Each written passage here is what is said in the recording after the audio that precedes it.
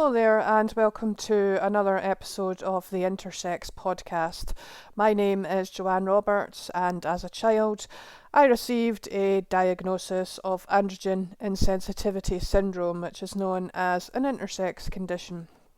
The title of this episode is Secrecy and Relief, and I would like to talk a little bit about the aspects of my experience pertaining to secrecy and feeling a need to be secretive about my childhood diagnosis, and also the relief that was felt when I finally spoke to other human beings about these experiences.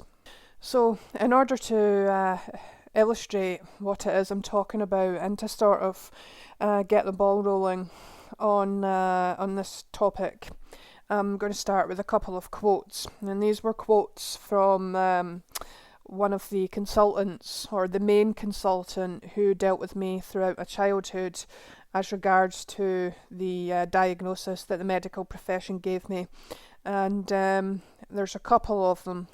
So the first one is his quote: "One can obviously empathise with her parents' wish to keep the matter strictly private." And then the second one, I'll give a bit of background so that it makes sense. He's talking about how much or how little information my parents should have given me in childhood regarding the androgen insensitivity diagnosis. And at one point, I think they had to tell me a certain amount because I was asking lots of questions about my hospital visits, and they'd given me some information, my parents had, which was not obviously a full explanation of the condition itself. So it was a sort of misrepresentation of the truth, shall we say, which they believed was the right thing to do at the time. However, in response to this, this consultant has written in a letter: "I am sure it is neither necessary nor appropriate or advisable to go further than that at this stage, and of course it may never be appropriate to give Joanne the fullest information about her underlying problem." So I think you can agree from listening to both of those quotes that that consultant was encouraging secrecy. It's absolutely incontrovertible. He literally says in explicit terms, it may never be appropriate to give Joanne the fullest information about her underlying problem. Of course, the wording itself kind of stinks, underlying problem.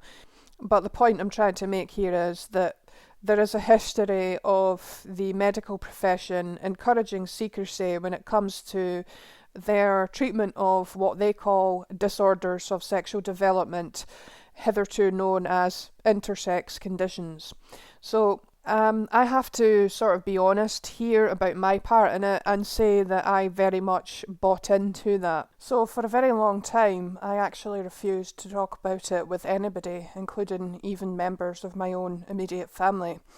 I completely shut down. I refused to talk about it with anybody. I refused to get involved with a support group that was around at that time. And when I was asked about it, I would pretend to be okay and would usually give a stock answer of "it's fine" when I was asked anything to do with the sort of mental and emotional aspects of that. There also wasn't a great deal on offer from the medical profession as regards to counselling at that point in time. I think at one time I was referred to possibly a child psychologist, but what happened was they ended up writing back to my parents and saying, well, because of how specialised this is, there's nothing we can really do. So they were basically wiping their hands of responsibility and saying, well, because this, as they would see it, medical condition is so rare, and because the nature of it and what it is so out of the ordinary, it's beyond their skill set to be able to help somebody whom is affected by this. And that's, I guess you might say that's a cop-out. Some would probably say, well, that's understandable, it's just quite out of the ordinary, There's different ways of looking at it.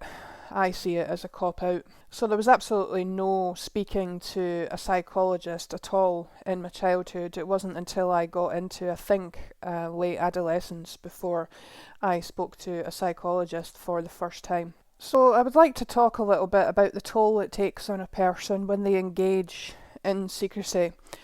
I've spoken a little bit about how I went along with this idea of secrecy and refused to talk about it and generally treated it like a dirty secret, and I've also spoken about how the medical profession, including the consultant that I personally had, encouraged secrecy.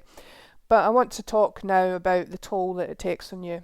When you have a part of yourself, a part of your experience, a really, really significant part of your experience that's had quite a large effect on your life and has played quite a big part in your life, whether good or bad, and you are kind of forcing yourself to shut that down and forcing yourself not to talk about it, takes an absolutely enormous toll on you. It's like carrying it around for all time, and it literally feels like that. It feels heavy and burdensome when you're not speaking about it, or you're having to treat it like something secretive.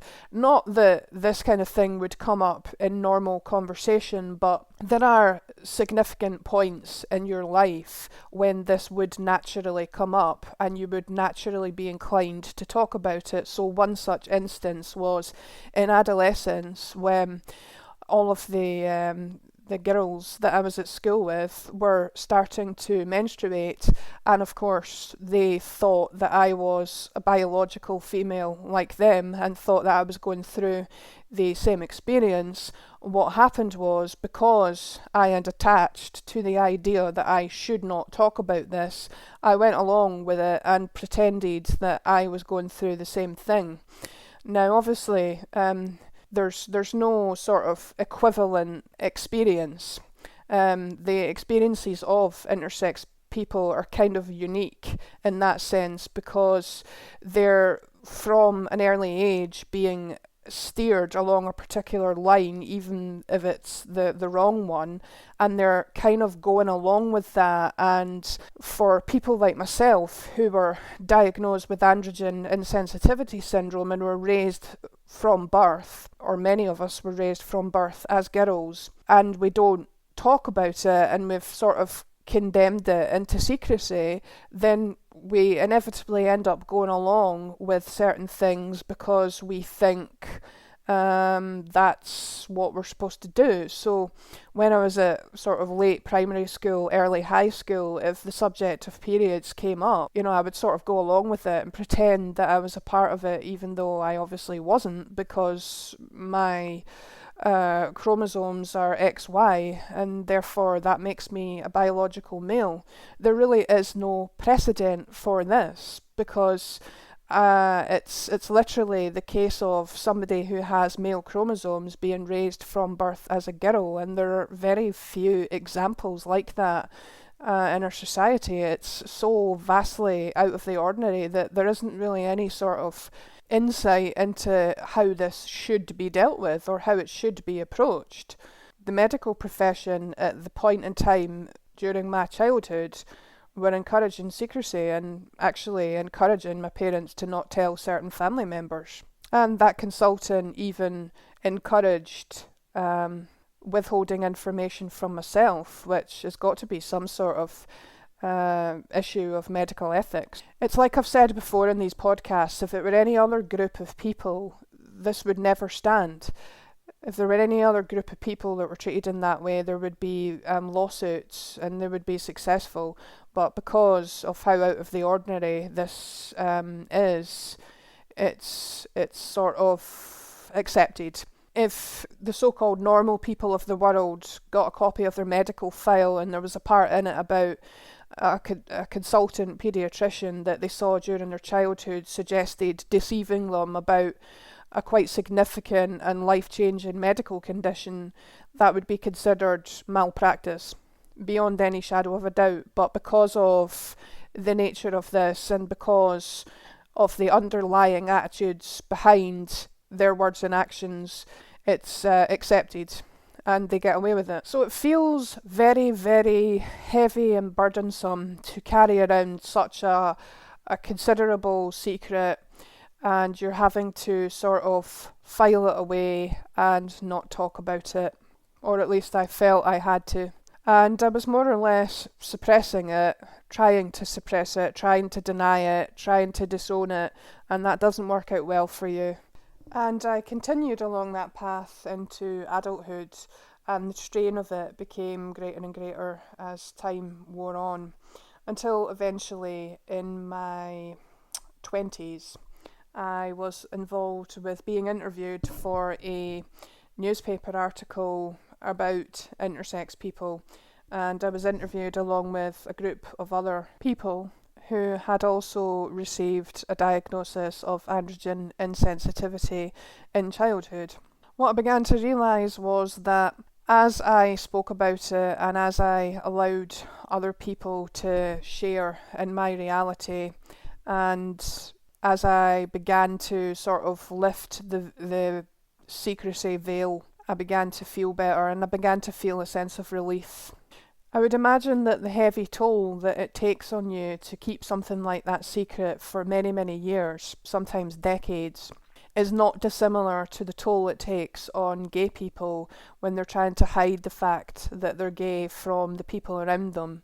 I've certainly heard stories about that from the past, and they've said that, it takes a heavy toll, it drags you down, it just generally doesn't feel good to have to actively hide an aspect of your experience, an aspect of yourself from others. It feels really sad and shameful. After all, it's not like it's a choice. So I was interviewed for one of the broadsheet newspapers, and it was a reasonably decent piece of journalism. I can look back on it now and, there's maybe the odd detail here or there in what I said that I might change, but generally speaking, I think it was a pretty reasonable piece of journalism. And along with that experience, there was a feeling of liberation, because I had not just spoken about my experiences, I had spoken about them in a very public way and knew that there would be people who would read about what I had went through, and that felt very liberating and quite empowering, because it's obviously nice to share your experiences with other human beings. And it was not long after that I told quite a few other people in my life as well, and obviously with every person that I told, the burden lifted slightly, and the sort of heavy weight bearing down on you when you feel like you have to keep an aspect of your life experience closeted away like it's some dirty thing to be ashamed of. That sort of burden and that sort of sense of shame and secrecy gradually began to lift, and there was a feeling of intense relief because of that.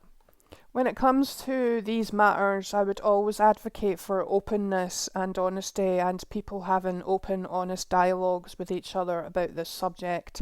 I would always advocate for that, because I've personally lived through how very sad and distressing it can be to have to keep this sort of secret and the strain that puts on you. If I were talking to a child or young person who was going through what I had went through earlier on in life, I would say to them that it would be a good thing for them to speak about this and to not hold back from doing so because you're afraid of getting hurt like I did, because you can't avoid these things in life, unfortunately. There will be times when you'll open up to people and you end up getting hurt as a result of doing so, or maybe somebody won't respond exactly how you would like them to, or maybe somebody will, in some very rare cases, although I don't think most people are like this, they may distance themselves from you because of it.